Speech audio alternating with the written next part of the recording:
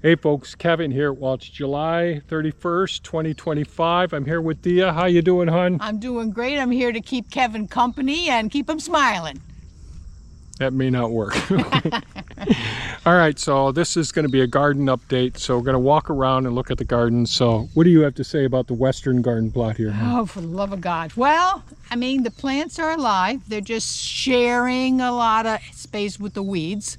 But, you know, that's okay considering the deer are in here and there's no wall here anymore to keep everything out. So I'm happy that the blueberries, like the ones over here that the wall actually fell on top of, we didn't even know if it was going to live.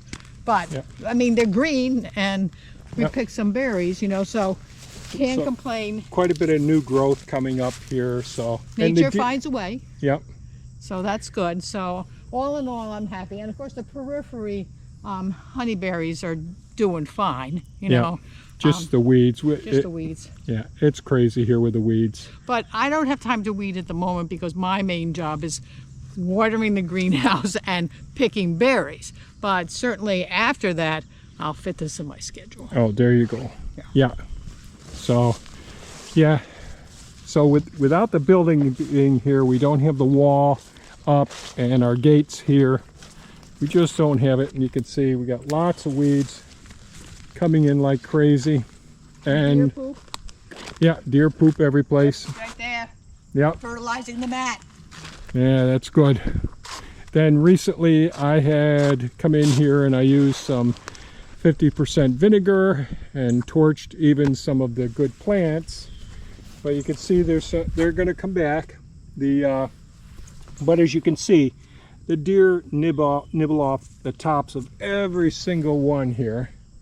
So we'll see what comes back. But then I came in with the weed whacker and whacked down the stuff because it was taller than the actual the deer pruned semi-erect thornless blackberry plants. They don't care for the honeyberries as much. I mean, they do nibble on them, but they really love the thornless blackberry plants. And I think whatever doesn't come back, once we get the wall back up and the area protected from the deer, that, you know, we do have extra of the blackberry plants in the greenhouse. We can fill in the spaces and we'll be back and rolling to pick blackberries. That's right. And they look real good too, the ones in the... Oh, yeah. Thank God you went ahead and propagated those, you know, because that saved us, you know, with the blackberries. Yeah. Well, let's go over to the center garden here. So recently in the central garden, Thea and I went ahead and got the garlic and the shallots out. And of course, the central garden has no fencing around it, and the deer are in here continuously as well. But we terminated as best as we could the cover crops over here.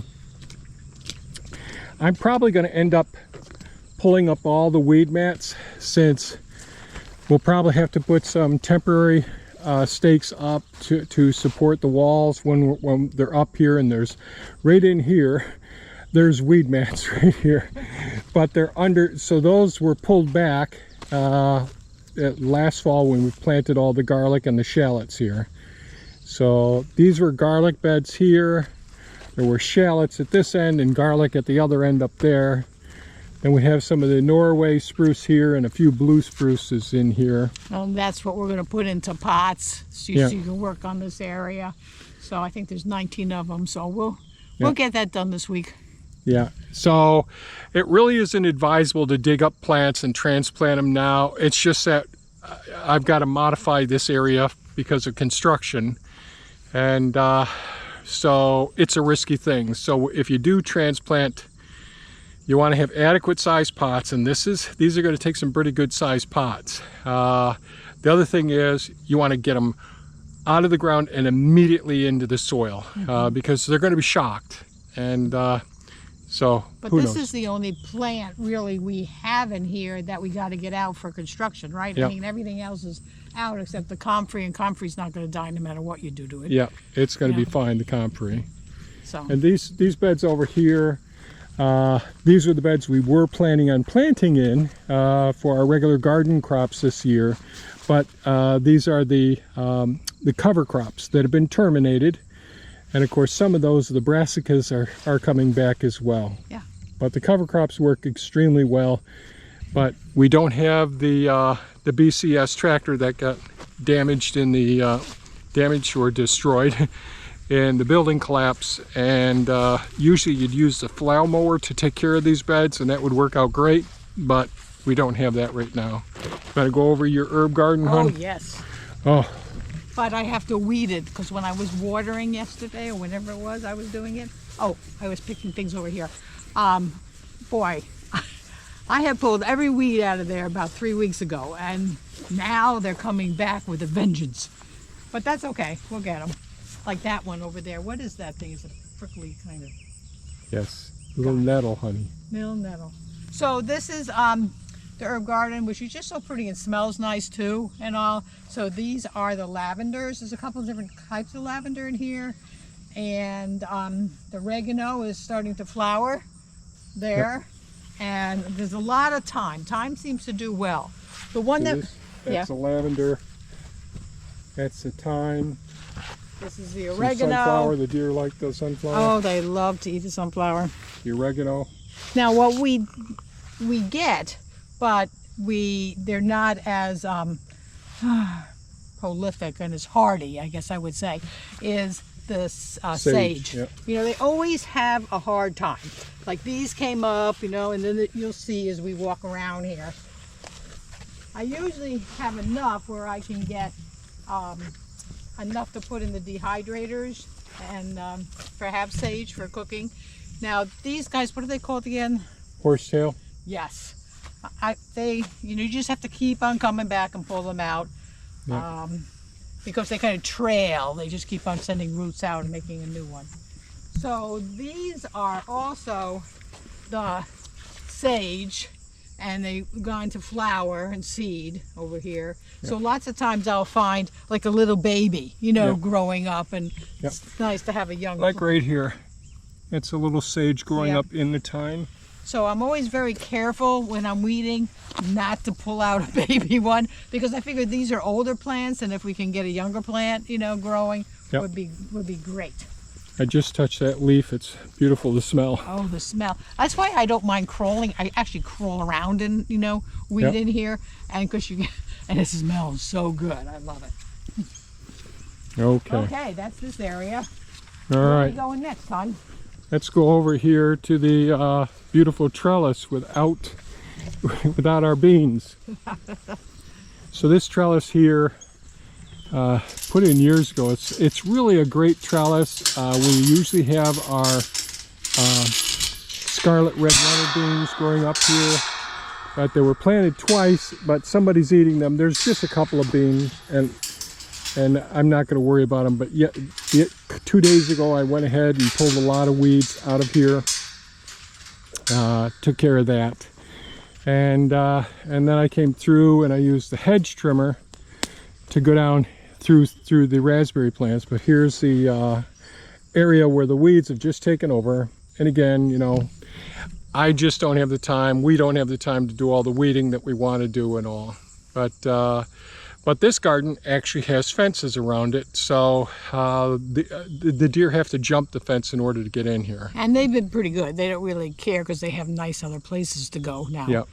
And I came in yesterday and picked berries. I got all the blueberries off, and we're almost done now with the blueberries. We have a few more, I think maybe a week or so to go. But now that Kevin did all this weeding, I can fit through an aisle, which, yeah, is great, you know. So we weren't able to go down these aisles before. Yeah. So the other day I came through with the Ego hedge trimmer and just went through and topped off everything that was much higher. You could see the tops. Now typically I wouldn't want to do that. I would pinch them off, would be the way that I'd want to do it, but it only takes a short time and new buds will start coming out as well. But there was lots hanging over into the side, which didn't allow us to be able to get to any of the berries, which are already evident down in here. And so how much were you able to get yesterday, hon?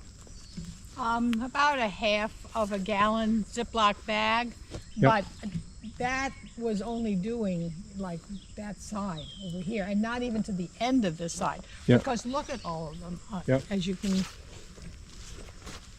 And you think you got them all, and then you get down on your knees and you look and you go, oh, there's a lot more, which is great. Delicious.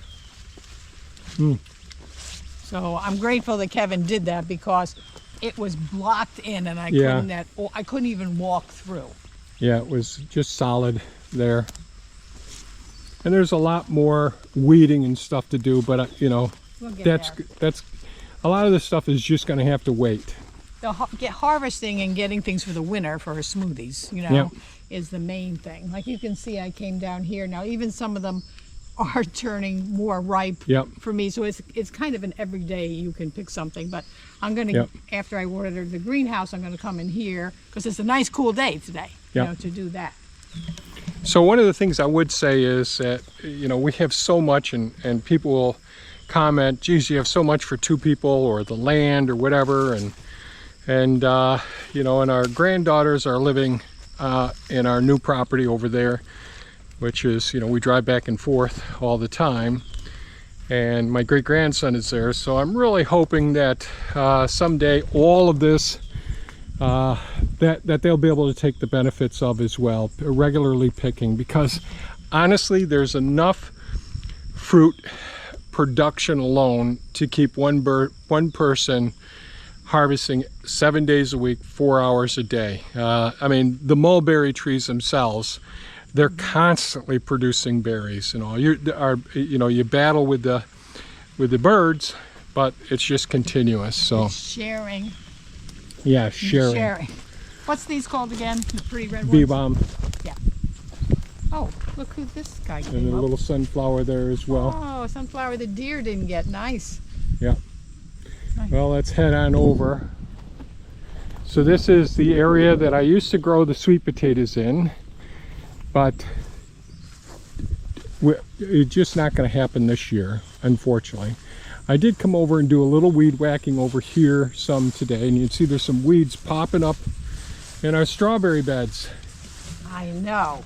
And you had a good season with the strawberries? Oh my this God, year? this was great because the year before what was happening Yeah. is the deer figured out how to jump the fence Yeah. and actually bend the fence down. Yeah, they still got, I have fence to repair here that the deer, because they jump and they get up on the top of the beds, and then they just go right through and eat it all In the wintertime. in the wintertime. Yeah. Yep. But the way you staked it up, they're not pushing them down like they were, you know, before. So this winter they didn't get in here, so we had tons of strawberries, which is fantastic. Yep. Good. Yeah, I see we got some weeds around here, got to get out. That's when I'm bored. Yep. This is the butterfly milkweed. We love that. And we'll get this one weed out right now. Okay. What do you got going on down here, hun? Okay, so we have our IBC totes down here, which are working out really well. We always grow now 4 tomato plants, kind of is enough for us to eat for the summer fresh, you know, Yeah. to have that. So we put them in here this year because they usually are over there where the construction is Yep. going to be. So these are San Marzano tomatoes, and so we don't have nearly as much, but we got them. Yeah, and I picked 4 off, and I was hoping these might be ready soon. Yep. And behind you was actually supposed to be the what are the persimmons. Yep. There's persimmons in here. So we got 1, 2, 3, 4 in here. Oh, well, geez, we got easily over a dozen in here, persimmons. There's actually a lot once you, Yeah. because I was able to see them when I was watering a lot better Yep. until these guys got big. Yep. So these are our black locust trees here, and they're seed pods. You know, they're so strong that you can put them in the ground 1 year, and you can be getting new black locusts from that one seed pod over the next 5 years. Because you didn't put them in. These are left over from the prior year. Yeah, the year before. Yep. Yep. Yep. But we planted the persimmons, and of course they're making their way up as well. So we'll let them continue. Little friendly competition isn't going to hurt anything. Got some tomatoes here too, hon. Yep. So that's good. So a couple more of the San Marzano tomatoes. This is a honeyberry bed here. And what's going on here, hon? Okay, so this is good. I think we should, for now on, go ahead and grow these sweet potatoes in the IBC totes. Yeah. Instead of over there. Yep. Lot less work for you. And this way, if weeds get in here, I just pick them out when I'm watering. You know, it's 1, 2, 3, and you're done. So these were actually looking a little sad and pathetic when I put them in here from the house over the winter, and they're luscious now. Yep. So we'll see how they turn out, the little tubers and all. Chestnuts. Chestnuts over here. Yep. So they're coming pretty good. Yep. And kale. So I've been picking this, and we eat it at lunch every day, but then I have excess, so then I go ahead, clean it off, and freeze it for the winter in Ziploc bags. So I just take the bottom leaves. Yeah, got a little hit here, these ones did, a little too much heat. It's hard trying to keep things watered. Now, everything else in all of our beds, they're on drip irrigation. But these IBC totes are not on drip irrigation. And the drip irrigation is, well, it's been damaged as a result of all the things over there in the open gardens and all. But what do we have here, hon? So these are a few of the hazelnuts. Yep. Along the side there too. And these are mandarin. Yep. I don't know if you call them mandarin oranges or what, but you know, mandarins that happen to be in one of the ones that we bought in the store. Yep. And all the others had no seeds, so we planted them and they're coming. And again, these are our hazelnuts. Yep. What you're doing, they seem to do really well out here. Yep. Yeah. Hazelnuts are fantastic. They're really, you know, I've made videos of them, use them as living fences. It's great for the wildlife. It's, you know, this is just one of the plants that really can help out in so many ways, and they're a great food source as well. Yep. Okay, you want to go up front and look at one of Thea's gardens? Yes. So I did lots of mowing yesterday, but I didn't get over in here and mow here yet. There's a lot of mowing still to be done. So we shall see. And Thea's got her little feeding station out here, not just for the baby, for our little angel cat. And we have our water bath. And that's the one over there, and Kevin recommended I put some rocks in there for them, and they for the birds. Because the bees get in there too, you know, the honeybees from the hives, and they seem to like it.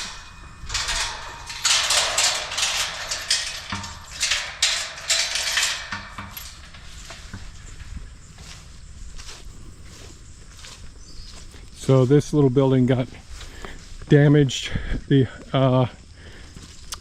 Harbor Freight greenhouse here when the snow collapse happened with the main building, and unfortunately I'm just not going to have the time to work on this year unless things really change. Yeah, and this is where our cats eat outside during the day and the raccoons come at night, and the theory is if there's food out there, then they're not trying to get in the house. Doesn't work very well. They get in the house. Okay, here we are up here. Yes, so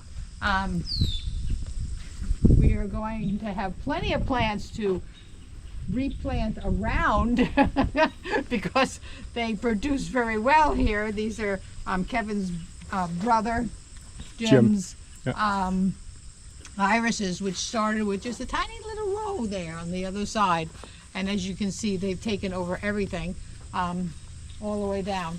So we'll probably plant them, you know, around things too. Like Kevin, you were talking about trees. Yeah, so there's some large maples over here in the side that get adequate sun. So some of these irises this fall, we'll dig some of those up if their time permits and get them over there, started in those locations. And this is I think it's a Corona plant my girlfriend gave me. And another thing for the birds and the bees. Our ground cover is doing really well, and I like this ground cover. You've had this for years here. Yeah. And then everything kind of died back, and we had like tiny little strips, and then we put it in spots. Was it last year or the year before? And now look at it. It's all the way up there, and it's nice because it keeps the moisture down. We don't have to water, as much and all. Our hostas are doing good. With the heat, they've taken some leaf burn, and all. But it's nice that they flower at different times, because we've had a bunch of flowers, and I could see out the kitchen window the hummingbirds, eating. And then those kind of died off. Now because you can see the pods. And now we're getting a new bunch of flowers, and the other ones are green. So there's always some flowers here for the hummingbirds. And a little hot for our little friends. The fiddlehead ferns, yep. The different hostas, everything's growing up so much it's hard to see the Japanese maples. And this one here, with this sedum here, it's only supposed to be 6 inches tall, but it got bigger. So that's another one that we're going to put around trees. Yeah. Because it's just competing for the sunlight and all for the Japanese maple there. The other sedum that we got at the same place was 6 inches down here. So that's the sedum right down there. And so we'll be able to use that. And what's that one again? That's Columbine. We got to grab the seeds from that because it'll just spread all over. There's another sedum right down there. Yep. Real pretty one. And there's another one. Yeah. Oh, these ones over here. Yep. So once we get, it thinned out here, I guess we should say, we'll have be able to see more, and the sedums will give us the ground cover so that the grasses don't come up. Now this is evidence of your friends, the deer. Yeah. Because they just walk right up here, and have a little snack at nighttime. Yeah. Then we can see them on the camera laying down by the water. They must have gone and got a drink. Oh yeah. And then come back and take another munch. So that's it for our update for the gardens and all. Pretty happy Thea was able to join me today, and everybody can get to see Thea again. Because we all love each other. It's a team effort. It's all love. Makes the world go around. That's right. You can see who's happy, who's miserable. Here we go. All right. Well, thanks so much for watching. We really appreciate you folks commenting and giving us thumbs up and staying to the end. Really, really awesome. Really appreciate it. I hope you folks stay safe and take care. And take care of yourselves and enjoy the day and every second. Bye-bye now, you guys. See you later.